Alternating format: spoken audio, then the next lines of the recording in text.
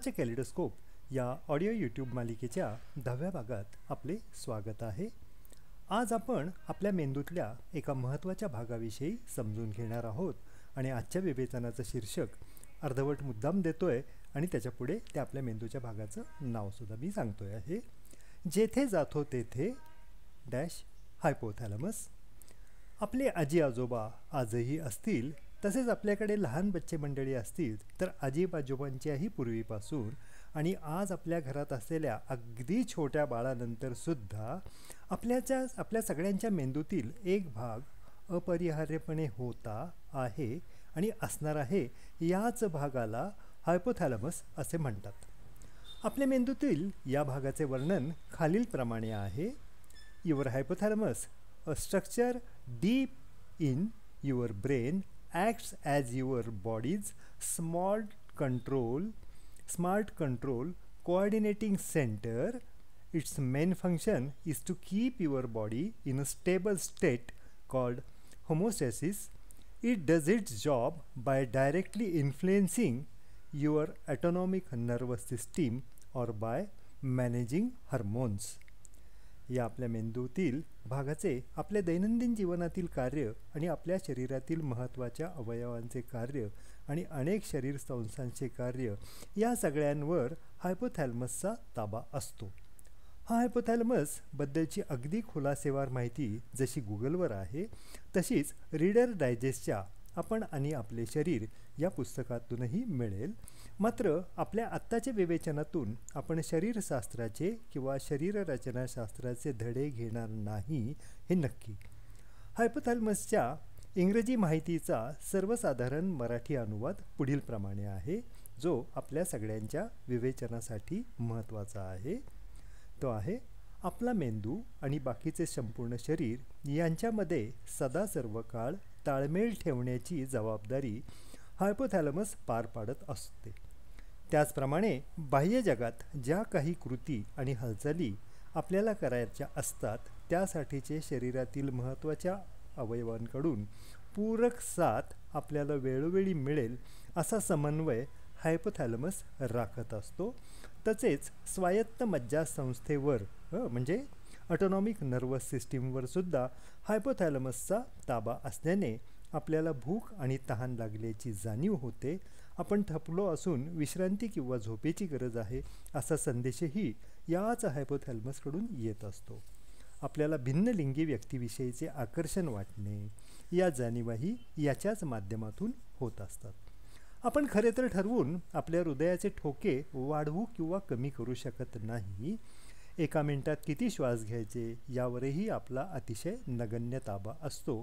प्राणायाम हा आपण करत असलेला व्यायाम सोडून काय खावे, किती खावे आणि कधी खावे याची निवड आपण करत असलो तरी एकदा ते अन्न घशाखाली उतरले की त्याचे पचन कसे व्हावे, विघटन कसे व्हावे, त्यातले काय वापरावे आणि काय वेळोवेळी बाहेर टाकावे, कशाचेही पचन किती काळात व्हावे यावर आपला तापा नसतो.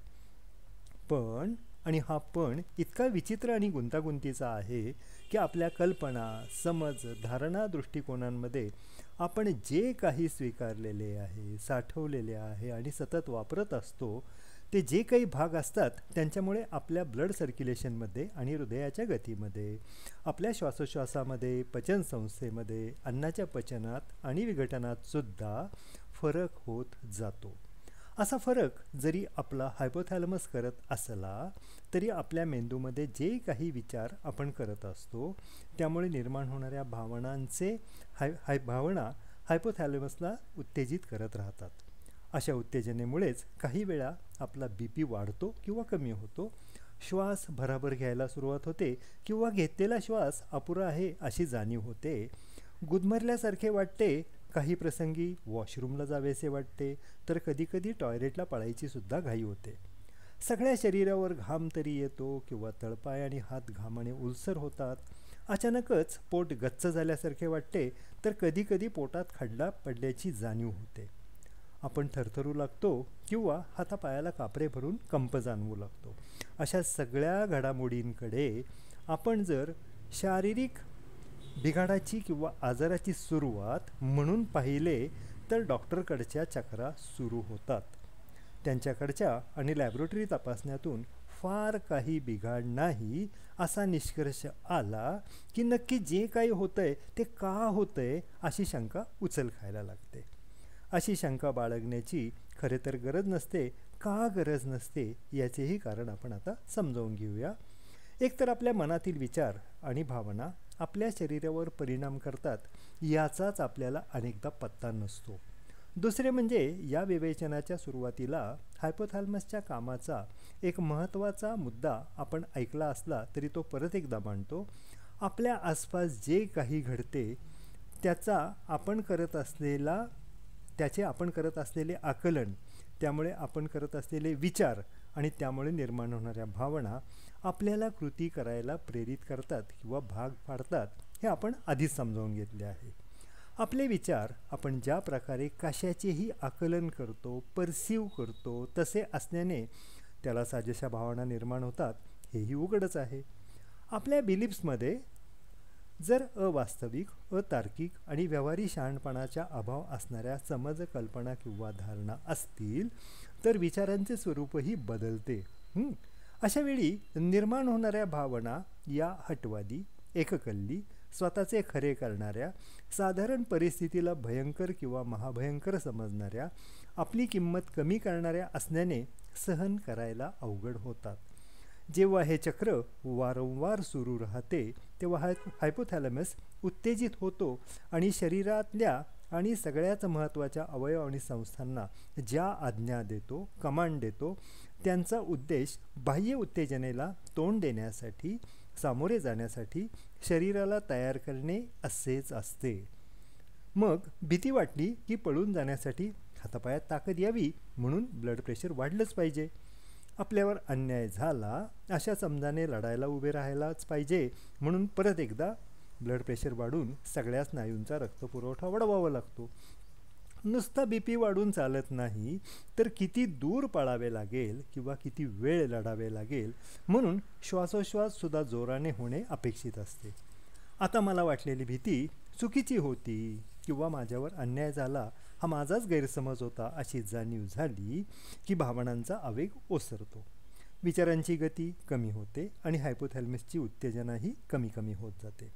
आपण परत शांत आणि स्थिर होत जातो. आता हेच उद्योग आपण वारंवार करणार असलो तर शरीर जे बदल दाखवतो त्या बदलांना शरीर आपल्या मनातील खळबळीला देत असलेला प्रतिसाद म्हणजे रिस्पॉन्स असं आपण न समजताच याच प्रतिसादांना बिघाडाची लक्षणं किंवा आजाराची लक्षणं म्हणजे सिम्पटम समजतो आणि घाबरून जातो. मग अनेक डॉक्टर्स, अनेक तपासण्या, वेगवेगळे चेकअप सुरू होतात. ही आहे हायपोथॅलमसची महती. कोणत्याही प्रसंगी किंवा परिस्थितीमध्ये बाह्य जगाशी आपल्या शरीराचा समतोल राखण्यासाठी समस्थिती राखण्याची अवघड कामगिरी आपला हायपोथॅलमस बजावत असतो हे आपण लक्षात घेतले पाहिजे. आता आकलनाच्या म्हणजे परसेप्शनच्या पातळीवर जर आपण वरच्यावर लांडगा आला आला असे काही समजून चालणार असलो तर प्रत्येक वेळी हायपोथॅलमस जादाची ड्युटी बजावणार हे नक्की. आपल्या मनात निर्माण होणाऱ्या सर्वच भावनांना हायपोथॅलमस आणि ऑटोनॉमस नर्वस सिस्टीमकडून तथास्तु असा आशीर्वाद दिला जातो. लक्षात घेऊयात, आपण करत असलेल्या सर्व विचारांना आणि त्या विचारांपर्यंत निर्माण होणाऱ्या भावनांना आपलं मन नाकारत नाही तर तथास्तु म्हणजे तसंच होईल असा आशीर्वाद देतो. असा आशीर्वाद जेव्हा दिला जातो तेव्हा हाच आशीर्वाद आपल्याच शरीरावर शापवाणीसारखा परिणाम कसा काय करतो याचा पत्ता मात्र आपल्याला सहसा लागत नाही आणि अशी जाणीवही आपल्याला लवकर होत नाही. आता सतत वाटणारी भीती, त्यामुळे भेडसावणारी चिंता, आपल्यावर अन्याय झाला असे वरच्यावर वाटत राहणे आणि संतापाने असा अन्याय दूर करण्यासाठी सतत लढायला सज्ज राहणे असे आपले म्हणणे असेल तर हृदयाचे अनेक विकार, पचनातील अनियमितता, वाढलेला किंवा कमी झालेले ब्लड प्रेशर, आतड्यांचे अनेक आजार, स्नायू आणि सांध्यांचे दुखणे आणि आजार अशी किंमत शरीराच्या पातळीवर आपल्याला चुकवायला लागणार आहे. आता ABCD या सूत्रामधील बी कसा आहे त्याला वेळोवेळी डिस्क्रिटेशनने पारखले नाही तर आपले जगणे सापशिडीच्या खेळासारखे तर कसे होते याचा अंदाज आला असेल. अधूनमधून आपण 95व्या घरात जातो, मग जे दान पडते ते डायरेक्ट सापाच्या तोंडातून पहिल्या घराजवळ नेऊन सोडते. मग पत्रिका बघणे, ग्रहदशा तपासणे, कशाची शांती करणे, उपवास करणे, 7.5चा फेरा सौम्य करणे किंवा प्रारब्ध भोग, फुटकं नशीब, आपण अनलकी आहोत, अशा अनेक पळवाटा वापरायला आपल्याला मोकळीक मिळते. परत असे काही करायचे की नाही हा चॉईस आपल्यालाच निवडायचा असतो. असली जबाबदारीसुद्धा वरून घ्यावी लागते. म्हणून येथेही सुटका नाहीच. मित्रांनो, थकायला झाले असेल तर थोडे थांबून परत एकदा आपल्या सुरुवातीपासूनच्या मित्रांना एकदा भेटूयात. समीरचे सावळेपण त्याला जाणवतही नव्हते, पण सोबतची मुले काहीतरी वेगळ्याच नावाने आपल्याला बोलवतात याचा त्याला राग आला आणि त्याचा संताप अनावर झाला. मात्र संतापून भांडण किंवा मारामाऱ्या करूनही फारसा फरक पडत नसल्याने त्याला अनिश्चिततेने पछाडले, म्हणून शाळेत किंवा ग्राउंडवर जाणे टाळणे सुरू झाले. त्याला वेळच्या वेळी पर्याय काढून स्वतःमध्ये कसा बदल करायचा हे समजावल्यानंतर त्याच्यावरील त्रासदायक परिणाम कमी झाले. त्याला चिडवणाऱ्या मुलांना म्हणजेच त्रासदायक परिस्थिती निर्माण करणाऱ्यांना बदलण्याचा प्रयत्न न केल्याने त्याचे लक्ष स्वतःच्या कल्पनांवर आणि त्यामुळे होणाऱ्या परिणामांवर एकवटले आणि तो हळूहळू स्थिर झाला. तर समीरला डॉक्टर होण्याच्या शिक्षणातील अडथळे बेजार करत होते. आपण डॉक्टर झाल्याशिवाय आपल्या जीवनाला अर्थ नाही हा त्याच्या वडिलांचा विचार त्याने जसाच्या तसा स्वीकारला आणि अडकून पडला. त्याला अशा कित्येक व्यक्ती भेटल्या असत्या ज्यांचे शिक्षण आणि त्यांचे 4 पैसे कमवून आपल्या पायावर उभे राहण्याचे माध्यम यांचा तसा अर्थार्थी काहीही संबंध नव्हता. स्वतःच्या अपयशाची लाज वाटणे आणि वडिलांना हवे ते शिकण्यात अपयशी ठरणे म्हणून अपराधी वाटणे या कात्रीतून त्याची सुटका अवघड झाली होती. यात उलटसुलट पण टोकाच्या भावनांच्या भोवऱ्यात सापडल्यामुळे आलेले नैराश्य खूपच गडद झाले होते. थोडे विषयांतर करून असे सांगायचे वाटते की भावना जेव्हा सततच्या विचारांमुळे टोकाला जाऊ लागतात तेव्हा परतीचा मार्गच हरवून जातो. यालाच पॉईंट ऑफ नो रिटर्न असंही म्हणतात. सचिनबरोबरच त्याच्या वडिलांना थेरपीला बसवल्यानंतर ही निर्गाठ झेली झाली आणि कोंडी फुटली. हायपोथॅलमसला आपल्या भावनांमुळे जी उत्तेजना मिळते ती काल्पनिक कारणाने निर्माण झाली आहे की वास्तविक यात फरक करता येत नाही. म्हणूनच जाणवणाऱ्या सगळ्या भावनांचा स्वीकार करूनच त्यांना चॅलेंज करायचे असते आणि नंतर वास्तविकता, तर्कशुद्धता आणि विवेकाच्या म्हणजेच व्यवहारी शहाणपणाची ही कसोटी लावून बदल करायचे असतात. शंकरचे मशीनवर काम करण्याचे कौशल्य त्याच्या मेंदूत होते आणि त्याचे हात तेच कौशल्य वापरून काम करत होते. मात्र आपले शरीर आता अखंड नाही, म्हणजेच आपले कौशल्यही आपल्या पायासोबत गेले हा समज त्याला निष्क्रिय करत होता.